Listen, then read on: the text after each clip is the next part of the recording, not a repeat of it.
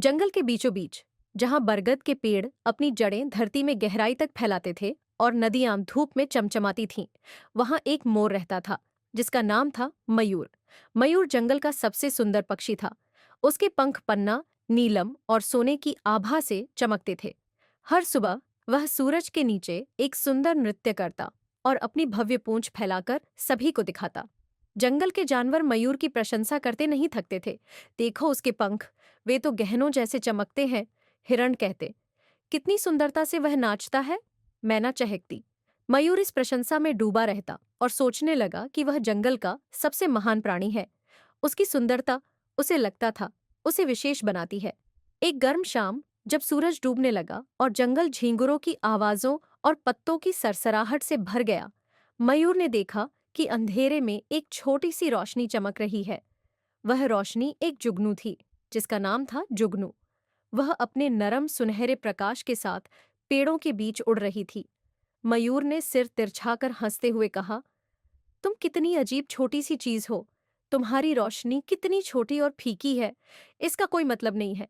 मेरी तरफ देखो, मेरे पंख तो किसी तारे से भी ज्यादा चमकते हैं, वो भी चांदनी रात में।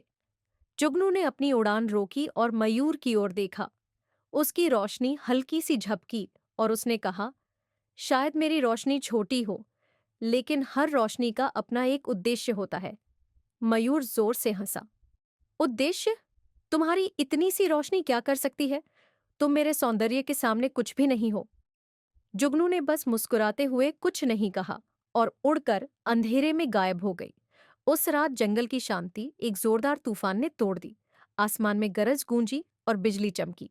बारिश इतनी तेज थी कि पेड़, जमीन और सारे जानवर भीग गए, जो इधर उधर शरण ढूंढ रहे थे।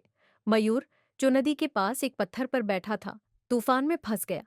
उसके सुंदर पंख भारी हो गए और पानी से भीगकर वह उड़ नहीं पा रहा था। बेबस मयूर जंगल में लड़खड़ाते हुए चलने लगा। चारों तरफ अंधेरा था और वह खुद को छोटा और असहाय महसूस करने लगा। मदद करो, उसने पुकारा। मुझे कुछ दिखाई नहीं दे रहा है, कोई मेरी मदद करो। पास के एक झाड़ी से जुगनू ने मयूर की पुकार सुनी। उसने बाहर झांका और देखा कि घमंडी मोर परेशान है। बिना किसी झिझक के वह उसकी ओर उड़ गई। उसकी हल्की सी रोशनी घने अंधेरे को चीरते हुए चमकी। मयूर, मेरे पीछे आओ, उसने धीरे से कहा। मैं तुम्हें सुरक्षित स्थान पर ले चलती हूँ। मयूर, जो अब विनम्र और आभारी था, उस छोटी रोशनी के पीछे पीछे चल पड़ा। जुगनू ने उसे एक बरगद के पेड़ के नीचे सूखी जगह पर पहुंचा दिया। तूफान से बचकर मयूर वहां आराम करने लगा और उसने आंसुओं से भरी आंखों से जुगनू की ओर देखा। धन्यवाद जुगनू, उसने धीरे से कहा। अब मुझे समझ आ गया कि मैं कितना गलत था। तुम्हारी रोशनी भले ही छोटी हो, लेकिन यह बेहद ताकतवर है। इसने मुझे बचाया, जबकि मेरी सुंदरता मेरे किसी काम नहीं आई।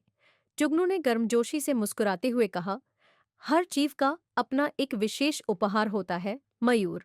बात उसकी सुंदरता या आकार की नहीं है, बल्कि इस बात की है कि हम जो कुछ भी हैं, उसका उपयोग दूसरों की मदद के लिए कैसे करते हैं। उस दिन के बाद से मयूर ने अपने पंखों के घमंड को छोड़ दिया।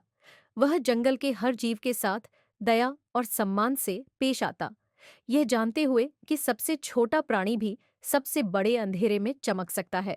नीति: सच्ची मूल्यवानता हमारे दिखावे में नहीं, बल्कि हमारे कार्यों और दयालुता में होती है।